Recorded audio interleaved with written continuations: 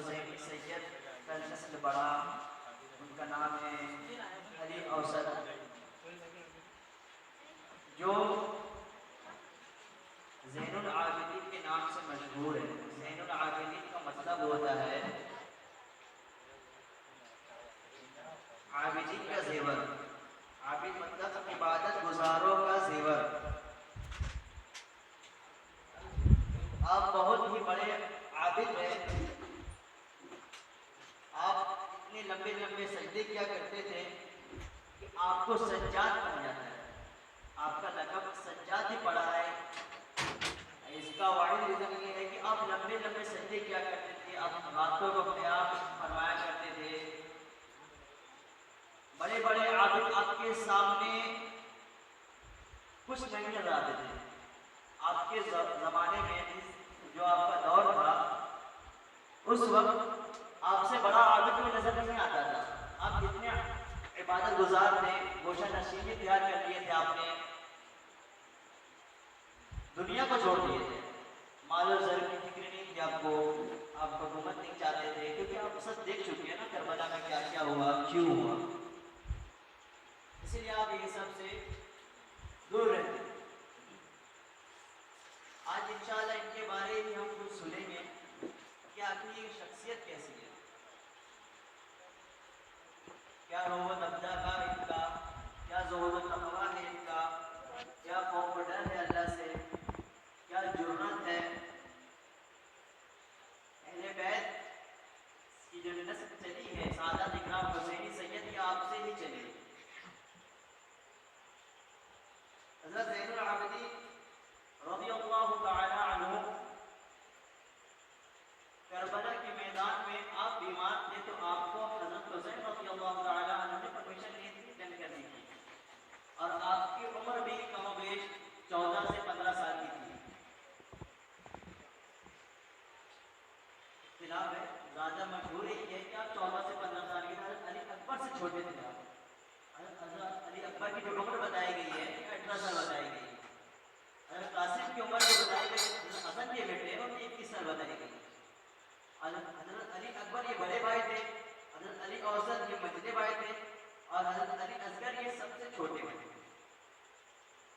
تو جب بڑے بھائی کی عمر 18 سے 19 سال ہے، تو ظاہر سی بات ہے ان سے چھوٹے والے کی عمر تو یہ 15-16 سال کے بیچ میں ہی ہوگی۔ حضرت زین العابدین رضی اللہ تعالی عنہ کو کربلا کے میدان میں جنگ کرنے کی اجازت نہیں ملی، یہاں تک کہ حضرت زینب رضی اللہ تعالی عنہ کو حضرت امام حسین نے یہ وعدہ لیا کہ آپ مجھ سے وعدہ کریں کہ آپ انہیں صحیح سلامت مدینہ المنورہ پہنچائیں گے، آپ انہیں کوئی بھی آنچ نہیں آنے دیں گے، ایسے بات خیریت آپ مدینہ المنورہ پہنچائیں گے۔ حضرت زین العابدین سے بھی امام حسین رضی اللہ تعالیٰ عنہ نے قسم لیا، وعدہ لیا کہ تم جنگ نہیں کرو گے، آج ہی نہیں، صرف کربلا کا واقعہ نہیں، اس کے بعد بھی زندگی تم کبھی جنگ نہیں کرو گے، تم میرے دین کو بڑھاؤ گے، جو جس دین کو میں بچا رہا ہوں اس دین کو تم تبلیغ کرو گے، لوگوں کو دین کی دعوت دو گے، اور جنگ میں تم کبھی نہیں اترو گے۔ یہ وعدہ لیا امام حسین رضی اللہ تعالیٰ عنہ نے حضرت زین العابدین رضی اللہ تعالیٰ عنہ سے۔ جب کربلا کا واقعہ پیش آ گیا تو حضرت زین العابدین اور آپ کے جتنے رفقا تھے سب کو ابن زیاد کے پاس کوفہ لے جایا جا رہا تھا، تو راستے بھر میں آپ کے گلے میں توپ ڈال دیا گیا، بیڑیاں جسے کہتے ہیں، گلے بیڑیاں، ہاتھوں میں بیڑیاں، پیر میں زنجیریں باندھ دی گئی تھی، اور امام حضرت زین العابدین رضی اللہ تعالی عنہ کو اونٹ کی نکیں تھما دی گئی تھی، جس اونٹ میں حضرت زینب اور حضرت شہر بانو ام لیلا جس میں جا رہی تھی، آپ کو اس کی نکیں تھما دی گئی تھی اور آپ اسے لے کے چل رہے تھے، لیکن ظاہر سی بات ہے بندہ بیمار ہے، وہ کئی دن سے کچھ کھایا بھی نہیں ہے، تو کمزوری کی کیفیت تو ہوگی، تو کمزوری کے باعث آپ رضی اللہ تعالیٰ عنہ زمین میں تشریف لے آتے تھے، تو بدبختوں نے آپ کو کوڑے مار مار کے اٹھاتے تھے اور پھر چلنے کے لیے مجبور کرتے تھے۔ جب حالت آپ کی ایسی ہوگی کہ آپ چل نہیں پا رہے تھے، تو ننگی اونٹ جو اس میں ننگا بدن ہوتا ہے، اس میں کجاوا لگا ہوا نہیں، تو اس میں آپ کو بیٹھا دیا گیا، اب اس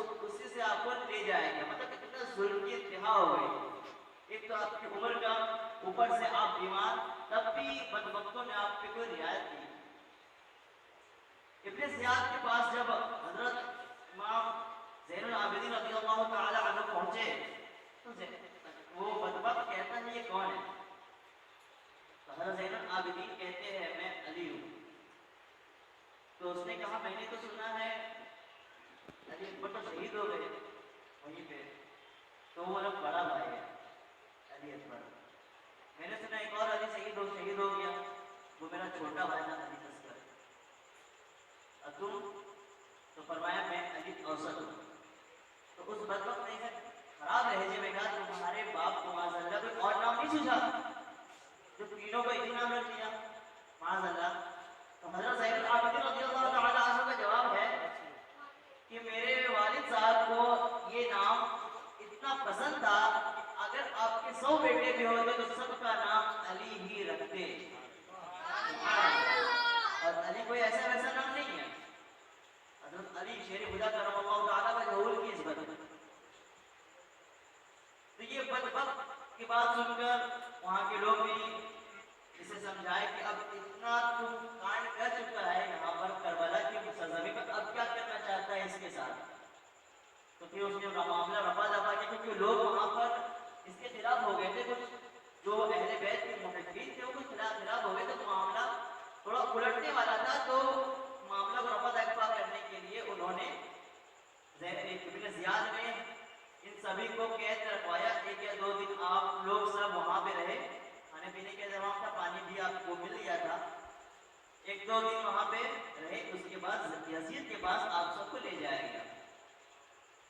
جب یزید کے پاس لے جایا گیا تو بھی راستے میں ہی مظالم ہوتے تھے کیونکہ لے کے جانے والے یہی لوگ تھے، اتنے زیادتی بھی لوگ تھے، تو راستے پر مظالم وہی ہوتا ہی رہتا تھا.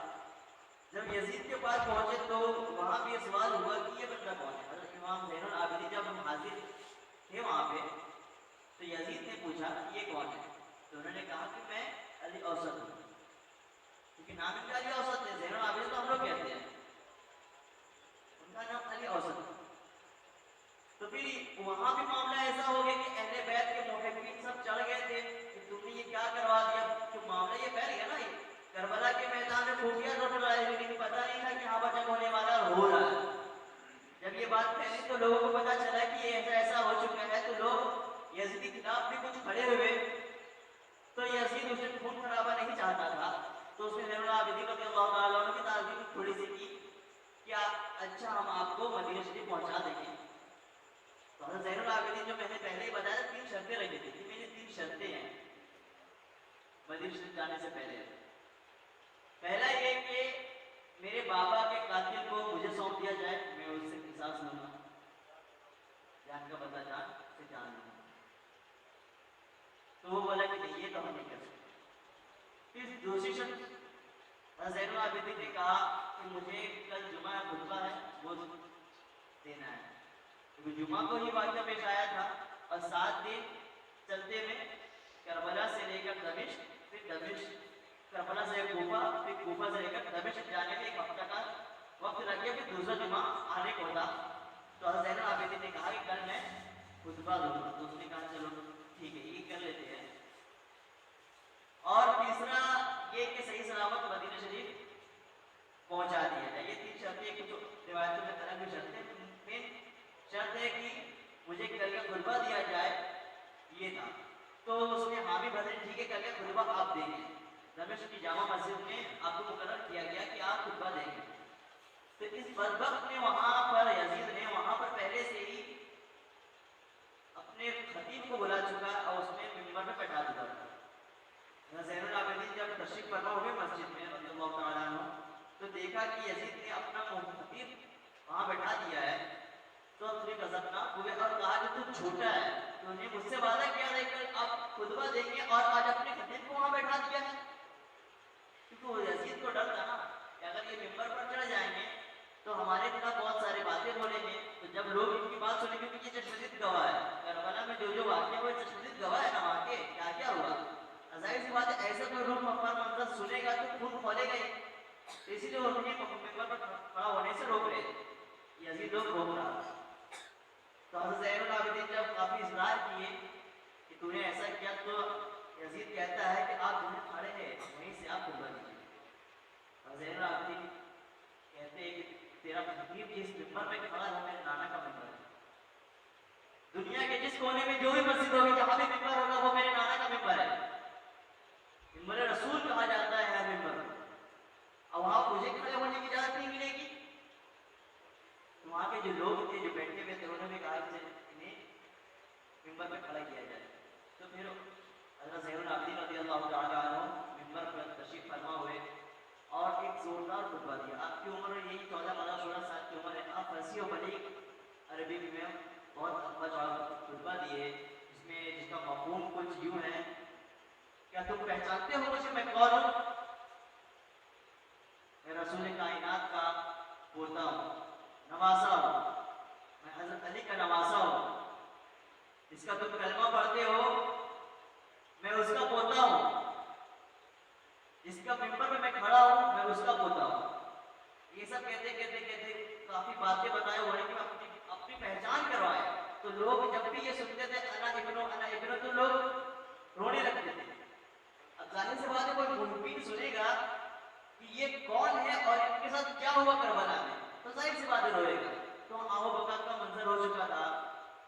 پھر وہ کربلا کا واقعہ بھی بیان کر رہے تھے کہ آخر اتنا ظلم کیوں کیا گیا ہمارے ساتھ. پھر اس پر یزید نے کیا کیا کہ اذان کے لیے بندے کھڑا کرے کہ تم اذان دو گے تو یہ خاموش ہو جائے. تو اذان کے لیے بندے کو کھڑا کرے. تو بندہ اذان دے رہا تھا اللہ اکبر اللہ اکبر. پھر دوسری اذان تو زین العابدین خاموش ہو گئے. پھر دیا اللہ اکبر اللہ اکبر اشہد ان لا الہ الا اللہ اشہد ان لا الہ الا اللہ اشہد ان محمد رسول اللہ صلی اللہ علیہ وسلم. جب یہاں پر پہنچے تو حضرت زین العابدین نے کہا رک، میں تیرے کو اسی نبی کا حق کا واسطہ دیتا ہوں کہ تو خاموش ہو جائے. میرا خطبہ سننا تھی کیا کیا مظالم میں یہاں پر وہ سن. پھر زین العابدین نے کربلا کا واقعہ پیش کرتے ہیں کہ ایک بندے کے سامنے اگر اس کا یا مثال انہوں نے دی یعقوب علیہ السلام جو ایک نبی ہے، ان کے بیٹے یوسف علیہ السلام کو جب قتل کرنے کی خبر ملی تو آپ اتنا روئے یعقوب علیہ السلام کہ آپ کی آنکھوں کی بینائی چلی گئی. تو اسی کی مثال دیتے ہیں کہ جب یعقوب علیہ السلام کا ایک بیٹا شہید ہونے کی خبر ملی، جبکہ شہید نہیں ہوئے تھے، شہید ہونے کی خبر ملی تو آپ اتنا روئے.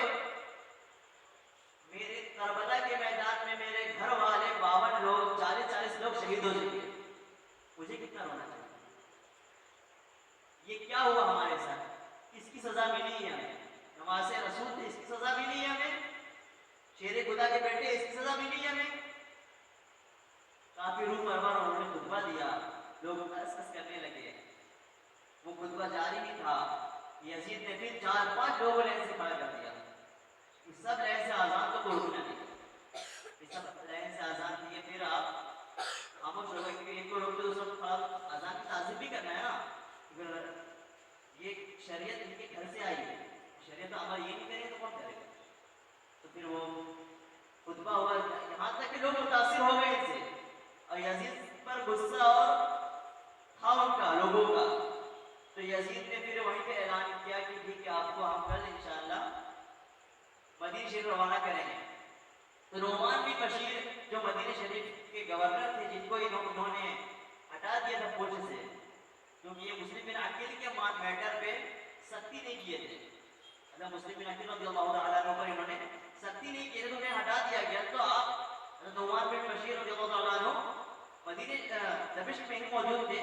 تو انہیں بلایا گیا اور ان کے سپرد یہ قافلہ کربلا میں جو اسیران کربلا تھے انہیں ان کے سپرد کر کے مدینہ شریف کے روانہ کیا گیا. حضرت زین العابدین رضی اللہ تعالیٰ عنہ مدینہ شریف کے لیے روانہ ہوئے. جب وہاں پہنچے تو اپنے نانا کے روضے پہ گئے. وہاں پر ابھی تک آپ روئے نہیں تھے زین العابدین. وہاں پہنچتے ہی آپ بہت روئے، اپنی داستان پورا بتائے. آپ بہت بڑے شاعر بھی تھے بچپن. آپ نے کئی اشعار آپ صلی اللہ علیہ وسلم کی بارگاہ میں کربلا کے ریلیٹڈ آپ نے وہاں پڑھے. ساری باتیں میں دل کے خاص نکالے، کیا کیا ہوا سارے منظر بتائے. پھر وہاں پر جو مکہ والے مدینہ شریف والے جتنے تھے سب آپ کے ساتھ رہے، وہ بھی رونے لگے. پھر آپ سب کو اٹھا کے گھر لے جایا گیا کیونکہ دیے گئے تھے، تو پھر نیا خیمہ بنایا گیا، پھر اس میں ان سب کو رکھا گیا۔ حضرت زین العابدین رضی اللہ تعالیٰ عنہ کربلا کے واقعہ کے بعد اتنا روتے تھے، اتنا روتے تھے کہ ان کے سب صاحبزادے یہ کہتے تھے کہ ابا اتنا کیوں روتے ہو؟ پھر ان کے چھوٹے بیٹے حضرت زید رضی اللہ تعالیٰ عنہ نے اپنے بڑے بھائی حضرت باقر رضی اللہ تعالیٰ عنہ سے پوچھا ہمارے ابا جان اتنا روتے کیوں ہیں؟ تو حضرت باقر رضی اللہ عنہ نے جواب دیا کہ ہمارے والد پر ایسے مظالم کھائے گئے ہیں، ایسے پہاڑ توڑے گئے ہیں، ایسے ظلم کیے گئے ہیں، ایسا منظر ان کے سامنے دکھایا گیا ہے کہ اگر وہ منظر پہاڑ پر ڈال دیا جائے تو پہاڑ ریزہ ریزہ ہو جائے۔ تو آپ رضی اللہ تعالیٰ عنہ ہمیشہ روتے رہتے تھے، لوگوں سے نظریں نہیں ملاتے تھے، لوگوں سے زیادہ گفتگو نہیں کرتے تھے، کیونکہ ظاہر سی بات ہے ایک بندے کے سامنے اس کے گھر والے کو شہید کر دیا گیا، اسی گھر کے عورتوں کے دوپٹے لے لیے گئے، جہاں سے دوپٹے کا درس ملتا ہے، جس گھر میں فاطمہ الزہرا رضی اللہ تعالی عنہا کا پردہ مشہور ہے، اس گھر کی عورتیں کے دوپٹے لے لیے گئے تھے، اس یزیدیوں نے لے لیا۔ تو یہ سب سوچ کے آپ ہمیشہ غمگین رہتے تھے، میرے رہتے بھی ایسا ہوا، میرے رہتے بھی ایسا ہوا، آپ کافی شرمندہ تھے جبکہ اس نے آپ کیا غلطی ہے، لیکن ہوتا ہے کیا اپنے آپ میں انسان۔ آپ رضی اللہ تعالیٰ عنہ سے زیادہ بات چیت نہیں کرتے تھے، گفتگو نہیں کرتے تھے، آپ ایکسٹرا بات تو کرتے ہی نہیں، صرف دین کی تبلیغ۔ اپنے والد صاحب کو دیا گیا وعدہ آپ کو یاد تھا کہ مجھے صرف دین کی تبلیغ کرنی ہے، تو آپ مدینہ شریف کی ہر چلی گلی چوراہے میں جاتے تھے، جنگلوں میں نکل جاتے تھے اور دین کی تبلیغ کیا کرتے تھے، لوگوں کو دین کی دعوت دیتے تھے۔ ہمیں یہاں سے درس لینا چاہیے کہ حضرت زین العابدین جن پر اتنے بڑے بڑے پہاڑ توڑے گئے، وہ دین کی دعوت دے رہے ہیں، برائی سے منع کر رہے ہیں، اور ہمیں تو آج آشائش بھری ہوئی ہے، کوئی پرابلم نہیں، کوئی ٹینشن نہیں ہے زیادہ، لیکن پھر بھی ہم دین کی دعوت نہیں دے رہے۔ دین کی دعوت تو دینا دور کی بات، ہم اپنے آپ کو دین کے قریب نہیں کر رہے ہیں، نمازوں کی پابندی نہیں کر رہے ہیں، مسجدوں کا رخ نہیں کر رہے ہیں، جھوٹ ہم بولتے ہیں، غیبت ہم کرتے ہیں، چغلی ہم کرتے ہیں، وعدہ خلافی ہم کرتے ہیں، ماں باپ کی نافرمانی ہم کرتے ہیں، کیا کیا گناہ جو ہم نہیں کرتے۔ زین العابدین کی سیرت کو پڑھیں اور ہم اپنے آپ کو دیکھیں، کیا ان سے بڑا ٹینشن کسی کے اوپر ہے؟ کیا ان سے بڑا ظلم کسی اوپر کیا گیا؟ کیا ان سے بڑا کوئی عابد گزار ہے؟ پھر بھی ڈر کا عالم کا یہ رہتا تھا کہ حضرت حسن بصری رضی اللہ تعالیٰ عنہ آپ کے خلیفہ ہے، وہ رات کو مکہ شریف کے بازو میں سو رہے، آپ رضی اللہ تعالیٰ عنہ زین العابدین رضی اللہ تعالیٰ عنہ رات کو کعبے کے خلاف پکڑ کے روتے ہیں، خوب روتے ہیں کہ اللہ مجھ سے جو گناہ ہوئے بخش دے، مجھے رسوا نہ کرنا، قیامت کے دن اگر تو رسوا کرے گا تو مجھے اٹھا اٹھا، میں تیرے نیک بندوں کا سامنا نہیں کر پاؤں گا۔ اتنے بڑے عابد، جو بڑے بڑے عابد آپ کے پیر کے دھول کے پاس بھی نہیں ہے، اتنے بڑے عابد وہ کعبہ شریف کا خلاف پکڑ کے رو رہے ہیں رات کے آخری حصے میں۔ حضرت حسن بصری ان کی آہو بکا سے رونے کی آواز سے اٹھ جاتے ہیں اور کہتے ہیں کون گناہگار آ گیا، رات کا منظر ہے، دکھ بھی نہیں رہے، اوپر سے بھیج بھی اوڑھا ہوا ہے، بالوں بکھرے ہوئے، تو آپ دیکھ نہیں پا رہے کون ہے، پھر بھی قریب جاتے ہیں کہ آخر بندہ کون ہے جو اتنی آہو بکا کر رہا ہے، اللہ سے اتنی فریادیں کر رہا ہے، قیامت کا ذکر کر رہا ہے، اپنے آپ کو رسوا ہونے سے بچانے کی دعا کر رہا ہے، آخر یہ کون ہے؟ ان کو جستجو پڑی کہ میں دیکھوں تو پاس آئے۔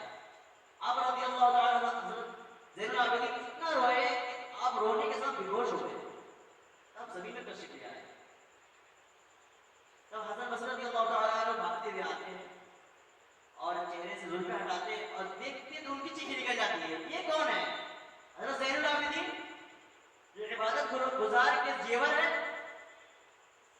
بڑے بڑے عابد ان کے پیروں کے قدموں کے دھول کے برابر نہیں ہے، ان کا ڈر کا عالم، ان کے تقویٰ کے عالم یہ ہے، کعبے کے خلاف پکڑ کے رو رہے ہیں، جن پر اتنے مظالم ہوئے، جن کے سامنے ایسا منظر پیش بعد ڈر کا عالم تقوی کا عالم دیکھیے. اور آج ہم دیکھیں 5-6 وقت کی نماز نہیں پڑھتے کہ ہم کہتے ہیں نماز پڑھے تو ضرور اثر کی پڑھے مغرب بھی پڑھے عشاء بھی پڑھے. میں نے دیا تھا اس مسجد میں چندہ, میں نے اس چندہ دیا تھا. ہم نیکی کرتے ہیں اسے اعلان کر کے برباد کر دیتے ہیں. ایک تو پہلی بات نیکی ہوتی نہیں ہے, اور ہوتی ہے تو اعلان کر دیتے ہیں. تو ہم زین العابدین رضی اللہ تعالیٰ کی سیرت کو پڑھے اور اپنے آپ کو موازنہ کریں کہ یہ کیا تھے اور ہم کیا ہے. ان کے گھر والے نے اپنے آپ کو لٹا دیا, کس کے لیے کہ دین صحیح سلامت ہم تک پہنچے. آج جیسی یہاں پر بدکاریاں دنیا میں ہو رہی ہے, آپ کو کیا لگتا ہے کہ صحیح سلامت دین پہنچے گا؟ نہیں پہنچے گا. کچھ سالوں بعد 20-25 سال 100 سال بعد دین صحیح سے نہیں پہنچ پائے گا. کہیے کیوں؟ کیونکہ والدین اپنے بچے کو عالم نہیں بنا رہے ہیں. اب بندہ عالم بنائے گا نہیں تو تبلیغ ہوگی کیسے؟ لوگ نماز سے دور ہو رہے ہیں. آہستہ آہستہ نماز, اب جس مسجد میں 2500 لوگ رہتے تھے وہاں پر صرف 1 آدمی ہے, 20 آدمی ہے, 25 آدمی ہے, تو یہ آہستہ آہستہ اور گھٹے گا. لوگ ابھی دین کی باتیں دھیان سے نہیں سنتے, اس ٹائم کو کہاں سے سنیں گے؟ تو دین کی باتیں پہنچیں گی نہیں, اپنے آپ کو لوگ پہچانیں گے نہیں, تو دین اٹھ جائے گا. تو اگر یہی کام کربلا کے میدان میں ہو جاتا, امام حسین اگر ہاتھ ملا دیتے تو اس ٹائم سے عریانت پھیل جاتی. جوئے کے اڈے عام جیسے ابھی عام ہے اس سے زیادہ عام ہوتے, شراب جیسے عام اس سے زیادہ عام ہوتے. تو جب شراب اس ٹائم عام رہتا, زنا اس ٹائم عام رہتے, جھوٹ جتنے گناہ کا بازار اس ٹائم عام رہتا, تو ابھی کا مطلب کیا رہتا؟ ہم اس بات کو غور کریں کہ جس نے دین بچایا ہے اپنے گھر بار کو اٹھا کے, ہم اس دین کی کتنی حفاظت کر رہے ہیں. ہم بھی تو وہی عزت والا کام کر رہے ہیں, دین کی باتیں کو نہیں پہنچا رہے. یہ اتنے بڑے عابد زاہد ہونے کے بعد بھی جنگلوں میں نکل جاتے ہیں, دین کی تبلیغ کرتے تھے. انہیں بڑے ملک بن مروان ایک بادشاہ گزرا ہے. مروان کا نام سنیں گے, یزید کے ماں بیٹر میں مروان کا نام آیا تھا. حضرت عبداللہ بن زبیر رضی اللہ تعالیٰ عنہ جب مدینہ شریف میں آپ خلیفہ بنے, یزید جب مر گیا, مرنے کے بعد سننے تھے, تو یہ وہاں کے امیر بنے. پھر وہاں سے مدینہ شریف پہ آئے, یہاں کے بھی امیر بنے, دمشق پہنچے, وہاں کے بھی امیر بنے. لیکن مروان تھا یہ بڑا خبیث تھا, وہ ایک جگہ کی ریاست خود سنبھال رہا تھا وہی یزیدی دور میں. تو جب وہ مرا تو اپنے بیٹے ملک کو تخت نشین کروایا, وہ بھی ظالم تھا ملک بھی. تو اس ملک نے ایک بار زین العابدین رضی اللہ تعالیٰ عنہ کو اپنے پاس بلایا. کیوں نہیں بلایا گیا؟ ان کافی چرچا سن رہے ہیں, کافی مشہور ہے, لوگ ان کے پاس کافی جاتے ہیں, لوگوں کے دل پر ان کا قبضہ ہے. یہ کافی تبلیغ کیا کرتے ہیں کہ بلایا جائے, تو بلاتے تو آپ نہیں آتے, تو آپ کو بھی قید کر کے جنگی بیڑیاں لگا کے آپ کو لایا جاتا ہے. پھر وہ ملک بن مروان کہتا ہے کہ میرے پاس طاقت ہے, میں نے آپ کو بیڑیوں میں جگہ دیا, جس پر یزید کا پڑا تھا.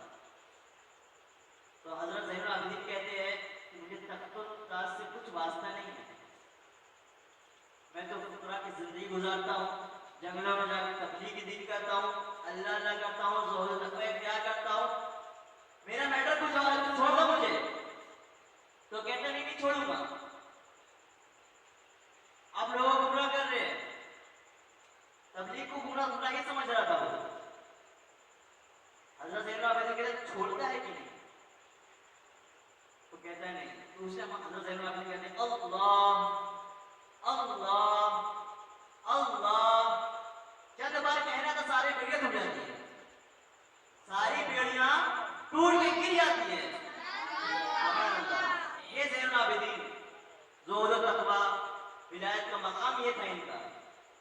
یہ اس نے کہتے ہیں یہ کام اس ٹائم بھی کر سکتا تھا, لیکن اس نے اللہ کی مصلحت نہیں تھی. آج پرمیشن ملی تو کر دیا, پوری محبت ہو گیا, اور پھر انہیں رہا کر دیا. رہا کیا کر دیا, خود آزاد ہو کر چلے گئے.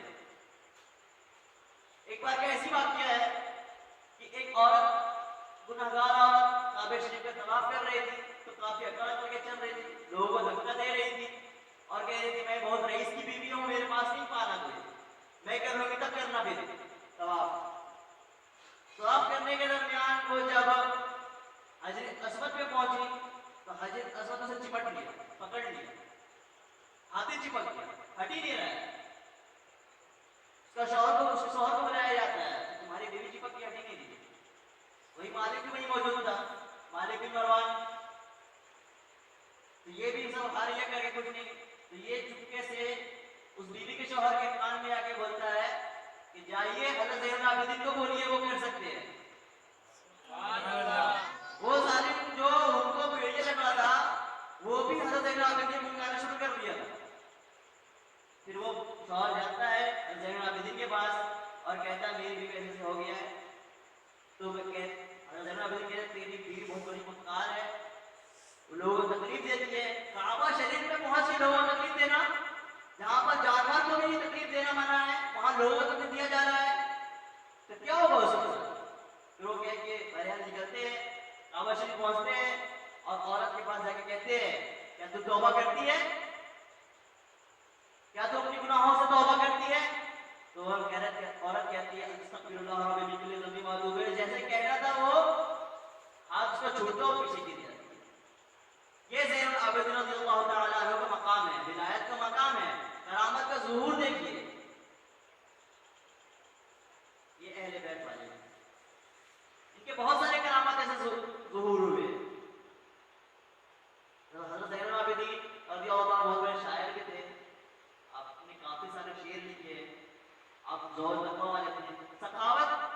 سخاوت کا عالم یہ تھا کہ آپ جو بھی کماتے تھے مدینہ شریف کے غربوں میں تقسیم کر دیا کرتے تھے، یہاں تک کہ عالم یہ تھا کہ ہر غریب کے گھر کے باہر ایک ایک گونی اناج پڑا رہتا تھا۔ لوگ حیران رہتے تھے آخر یہ اناج آتا کہاں سے؟ ہر فجر کے بعد دیکھو تو اناج رہتا ہے، کبھی اس غریب کے گھر میں، کبھی اس غریب کے گھر میں، کبھی اس غریب کے گھر میں۔ لوگ اس کا راز فاش نہیں ہوا تھا کہ کون کرتا ہے یہ، نہ کوئی جان پایا۔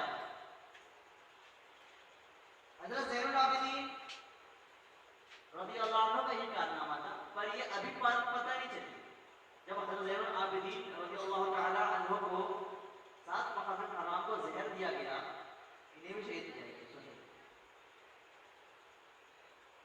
اہل بیت اطہار ہی شہداء میں سے کتنے لوگ شہید ہوئے، تو جو جتنا قریبی ہوتا ہے نا اس کے ساتھ اتنی ہی بڑی آزمائش آتی ہے، جو اللہ کے جتنا مقرب ہوتا ہے اس پر آزمائش بھی اسی لیول کا ہوتا ہے۔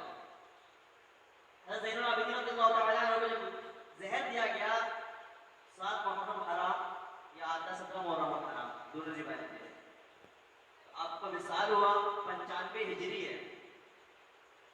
وصال ہونے کے بعد جب آپ کو غسل کے لیے تختے پہ لٹایا گیا تو غسل دینے کے وقت پہلا سیدھا کروٹ دھویا جاتا ہے، پھر الٹا کروٹ دھویا جاتا ہے، تو جب کروٹ ہٹایا گیا تو پیٹھ پہ داغ دیکھے گئے، بوریوں کے داغ دیکھے گئے، وہ گونی کے رہتے نا ایسے داغ پڑ جاتے ہیں سوتے ہیں ہم تو بچپن سے اتنے اٹھا کے گونی بچپن سے ہی اتنے لوگوں کی ہمت کے داغ چڑھ گئے تھے پیٹھ پہ، تو جب لوگوں نے دیکھا تب لوگوں کو سمجھ میں آیا کہ ہر روز صبح صبح غریبوں کے گھر میں اناج کی بوریاں کہاں سے آتی تھی، یہاں سے آتی تھی۔ یہ حضرت زین العابدین ہے رضی اللہ تعالیٰ عنہ، ان کی سخاوت کا عالم یہ تھا کہ دینے کے بعد کسی کو پتہ بھی نہیں چلا، اور پتہ بھی چلا تو وصال کے بعد۔ آج ہم کسی کو 2000 روپے دیتے تو اعلان کر دیتے ہیں، کسی کو کپڑا دیتے تو اعلان کر دیتے ہیں، کسی کو کھانا کھلاتے تو اعلان کر دیتے ہیں، ہم نیکیاں کر کے ظاہر کر دیتے ہیں۔ کیوں کہا گیا ہے کہ اس حد سے اس حد کو پتہ نہ چلے؟ کیوں کہا گیا ہے نیکی کا دریا میں ڈال؟ کیوں کہا گیا ہے اس نیکی کر کے بھول جاؤ کہ نہیں کیا ہے میں نے، تاکہ آپ کو کبھی یاد نہ آئے، آپ کو غرور نہ ہو کہ میں نیکی کرتا ہوں، ایک گناہ کر کے یاد رکھو، لیکن گناہ کر کے یاد رکھو، کر کے نہیں، گناہ اگر ہوا ہے تو اسے یاد رکھو تاکہ تمہیں یاد آئے کہ تم کتنے بڑے گنہگار ہو، اور توبہ کرو ہمیشہ، نیکی کر کے بھول جاؤ، لیکن گناہ اگر ہو جائے تو اسے یاد رکھو، توبہ کرو، دوبارہ نہ کرو۔ تو حضرت زین العابدین کی سیرت سے ہمیں بہت کچھ سبق ملتے ہیں۔ دین کی تبلیغ کرنی چاہیے ہمیں، سخاوت کرنی چاہیے ہمیں، علم دین سیکھنا چاہیے ہمیں، رونے کی عادت بنانی چاہیے۔ آدمی جتنا ہنستا ہے گناہ زیادہ ہوتا ہے۔ بل یبکو کثیرا ولیضحکوا کثیرا ولیضحکوا کثیرا ولیبکوا کثیرا، کہ اللہ کے نیک بندے وہ ہے، قرآن شریف کی آیت ہے، کہ جو زیادہ روتے ہیں اور کم ہنستے ہیں۔ تو ہمیں اس آیت کا مصداق بننا چاہیے کہ ہم اپنے آپ کو قیامت کے ڈر سے اتنا الجھائے، اتنا ڈرائے کہ روتے رہے، قبر کے مرحلے سے اتنا ڈرائے کہ روتے رہے، پلسرات کے مرحلے سے اتنا ڈرائے کہ روتے رہے، قیامت کے دن سے اتنا ڈرائے کہ خود روتے رہے، جہنم کا ذکر کر کے اتنا اپنے آپ کو ڈرائے کہ روتے رہے۔ رونے کے لیے کیا نہیں ہمارے پاس، تو ہم روتے کیا ہیں؟ یہ مصیبت آ گئی تو رہے۔ ارے قبر کے ذکر سے تو رو، قبر میں سوالات اور جوابات کہاں سے دو گے؟ قیامت کی سب سے پہلے نماز کا سوال ہو، کیا جواب دیں گے؟ جوانی کیسے گزاری، اس کا سوال ہو، کیا جواب دیں گے؟ مال کیسے کمایا، کہاں خرچ کیا، سوال ہو، کیا جواب دیں گے؟ تو یہ سب سوچ کے تو روئے کبھی؟ اندھیرے کمرے میں پیک ہو جائے، اندھیرے کمرے سارے لوگ لائٹ آف کر دیں، اب تصور کریں میں قبر میں آ چکا ہوں، اب بھی دھیان کریں کہ میرے پاس کیا ہے، کون سی نیکی کیا ہوں میں، تب آپ کو اپنی نیکی یاد آئے گی، کچھ کیا ہی نہیں، گناہ بہت سارے یاد آئے گی۔ اپنے آپ کو محاسبہ کرے، اپنے آپ کا محاسبہ کرے، اپنے آپ کا محاسبہ کرے کہ اللہ تعالیٰ نے بندوں کو پیدا کیوں کیا تھا اور بندے کام کا کیا تھا، ہمیں کس لیے پیدا کیا گیا تھا اور ہم کام کیا کر رہے ہیں۔ ظاہر سی بات ہے بندہ کو نوکری پہ رکھتا ہے تو جس کام کے لیے رکھتا ہے وہی کام کرے گا نا، وہ اس کے علاوہ کام کرے گا تو نکال دیا جائے گا۔ تو جب اللہ نے ہمیں اپنی عبادت کے لیے پیدا کیا ہے، ہم عبادت نہیں کر رہے ہیں، تو چاہتا تو مار دیتا، لیکن مار رہا ہے نہیں، ہمیں ابھی تک زندہ رکھا ہے کہ بہت مہربان ہے، اس کی ایسا مہربان کوئی ہے ہی نہیں، وہ اپنے بندوں بہت رحم فرماتا ہے۔ تو جب ہم گناہ کر رہے ہیں اللہ رحم فرما رہا ہے، تو ہم نیکی کریں تو کتنا رحم فرمائے گا، سوچیے۔ تو اپنے آپ کو سدھارے نا، اپنے آپ کو تبدیلی لائے نا، کوئی بھی بیان سنیں آپ کہیں بھی جائیں، بس اس ذہن سے سنیں کہ مجھے اپنے اندر تبدیلی لانی ہے۔ آپ ڈیلی ایک گناہ کو بھی چھوڑیں گے نا، ایک گناہ کو بھی، تو آپ اتنے بیانات سنتے رہے کہ ہر دن آپ کے ایک نئے گناہ کم ہوتے جائیں گے، اور ایک دن ایسا آئے گا کہ آپ گناہ سے پاک ہو جائیں گے۔ ایسا کریں کہ آج سے میں جھوٹ نہیں بولوں گا، کیا کچھ بھی ہو جائے جھوٹ نہیں بولیں گے۔ جب یہ عادت ختم ہو جائے گی پھر نیت کریں کہ آئندہ سے انشاءاللہ یہ بات نہیں کروں گا۔ پریکٹس کریں، پریکٹس کریں، practice makes a man perfect, مقولہ ہے نا انگلش میں، پریکٹس سے آدمی پرفیکٹ بن جاتا ہے۔ تو ہمیں اس چیز کی پریکٹس کرنی چاہیے، یہ کیوں پریکٹس کریں؟ اپنے اندر باندھنے کہ اگر میں غلطی سے یہ گناہ کر دوں تو 50 روپے صدقہ کروں گا، اگر مجھ سے یہ غلطی ہو جائے میں 200 روپے صدقہ کروں گا، مجھ سے اگر یہ غلطی ہو جائے تو 500 روپے صدقہ کروں گا۔ آپ یہ کر کے دیکھیں ایک بار، دیکھیے آپ گناہ کیسے کم ہوتے ہیں، آپ کی نیکی کتنی بڑھتی ہے، آپ دیکھ کے ٹرائی کریں۔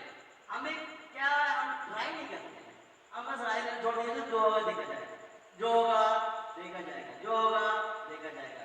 قبر کے حالات دیکھے جائیں گے آپ سے، قیامت کے حالات دیکھے جائیں گے آپ سے، نہیں دیکھے جائیں گے۔ تو ابھی وقت ہے، ابھی اپنے تبدیلی لائے، ابھی اپنے آپ کو سدھارے۔ کوئی بھی بندہ ہو، کوئی بھی بندہ ہو، کتنا بڑا اپنے آپ کو نیکوکاری سمجھے، لیکن اللہ کی بارگاہ میں ڈرے، اللہ سے توبہ کرے، اللہ سے عافیت والی موت مانگے، مدینہ شریف کی حاضری والی موت مانگے، اپنے آپ کو عاجز بنایا اللہ کے سامنے۔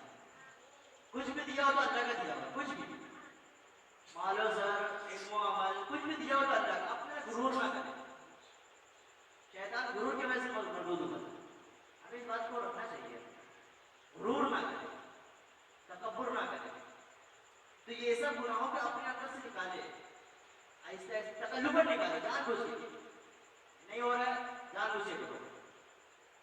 جائے گا آپ سے اپنے آپ وہ کام ہوگا. سمجھ رہے ہیں؟ نیکی کا کام تکلفاً جان بوجھ کے کریں. جیسے یہ یہاں پر پتھر رکھا ہوا ہے, پتہ ہے کہ مسلمان آئے گا تو لگ جائے گا, اٹھا کے رکھے ہٹا دو, تو جان بوجھ کے نیکی کریں. ایک ہوتا ہے جان انجانے میں نیکی ہو گیا تو ہو گیا, تو ہو گیا, چلو جان بوجھ کے نیکی کریں. آپ یہ سوچ کے نکلے کہ آج میں راستے میں نکلوں گا تو بلا نیکی کروں گا, مسلمانوں کا سلام کروں گا, ادھر بندہ آئے گا تو اسے صدقہ کروں گا, تو اپنے آپ کو ایسا بڑھا دے. تو ایسا کریں گے نا تب تبدیلی آئے گی. ہم چاہیں گے اچانک تبدیلی آ جائے تو یہ نہیں ہو سکتا. اثر کرے تو دو بات ہی کافی ہے, ورنہ رات بھر کا بیان دیتا ہے. اس طرح اثر کرے دو بات ہی کافی ہے, ورنہ رات بھر کا رونا بیکار ہے. اگر صرف دل سے بندہ دو بوند ہی آنکھ سے آنسو گرا دے تو وہی دو بوند جہنم کی آگ کے لیے کافی ہو جائے گا.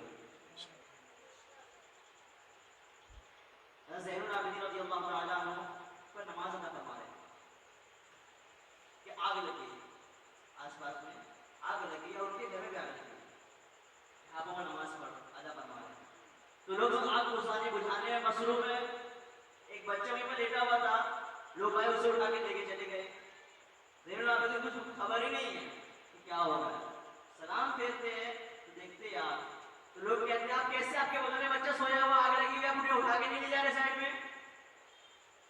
تو ان کا جواب سنیے, تم دنیا کی آگ بجھا رہے ہیں, میں امت مسلمہ پر جو قیامت میں آگ لگے گی جہنم میں اسے بجھا رہا ہوں. تو یہ اہل بیت کا امت محمد جیسے ایسی محبت ہے. تو ہمارا بھی کو فرض بنتا ہے نا کہ اس محبت کو قائم رکھے, ان کا ذکر خیر کرے. ان کا ذکر خیر کرنے سے ان کو اتنی خوشی ملتی ہے, تو جب ان کے کردار کو ہم اپنائیں گے تو کتنی خوشی ملے گی. تو ان کے کردار کو اپنائیں, ان کے کردار کو ملائیں, نمازوں کی پابندی کرے. ہم روز تو نمازی کا بولتے ہیں, نمازوں کی پابندی کریں اور بولتے ہی رہیں. حضرت نوح علیہ السلام 900 سال تبلیغ کیے, کتنے بچے ایمان لائے؟ 40 بچے. تو ہمیں تو ثواب ملے گا ہی. ہم روز کہتے ہیں روز ثواب ملے گا, اچھا ہم مانے یا نہ مانے, ثواب تو میرا فکس ہے. یہ آپ کے اوپر ہے کہ آپ کے اندر کب اثر کرتا ہوگا, آپ کے اندر اللہ کے خوف کب پیدا ہوتا ہے, یہ آپ پہ ڈپینڈ کرتا ہے. مجھے ثواب مل ہی رہا ہے ہر ورڈ کی وجہ, جتنے ورڈ بول رہا ہوں نا, ہر ورڈ کی وجہ سے 60 سال کی بات کا ثواب مل رہا ہے الحمدللہ. اب میں اسی امید سے بولتا ہوں اور بولتا رہوں. اب آپ اسے کیسے گریب کرتے ہیں, کیسے اپنے اندر سے لاتے یوٹیلائز کرتے, وہ آپ سوچتے ہیں. اتنی سال سے میں بیان سنتے آ رہا ہوں, کیا تبدیلی آئی؟ تو اپنے تبدیلی لائیں, اپنے آپ کو سدھاریں, اپنے اندر غور و فکر کریں, اپنا محاسبہ کریں, اپنے نیکیوں کو محاسبہ کریں. 30 دن ہو گیا, ایک مہینے, کتنے دن میں نماز پڑھا ہوں, سوچیے, غور و فکر کریں. آج نہیں کریں گے تو قبر میں ٹائم نہیں کلیئر کرنے کیسے. تو جب تک زندہ ہے, کہا گیا نا کہ زندگی کو غنیمت جانے موت سے پہلے, فرصت کو غنیمت جانے بزنس سے پہلے. آدمی جب بزی ہو جاتا ہے نا تو اس ٹائم کو فرصت کی اہمیت سمجھ میں آتی ہے. تو اس ٹائم کیوں سمجھو گے, ابھی سمجھو, فرصت میں ہو اس کی اہمیت سمجھو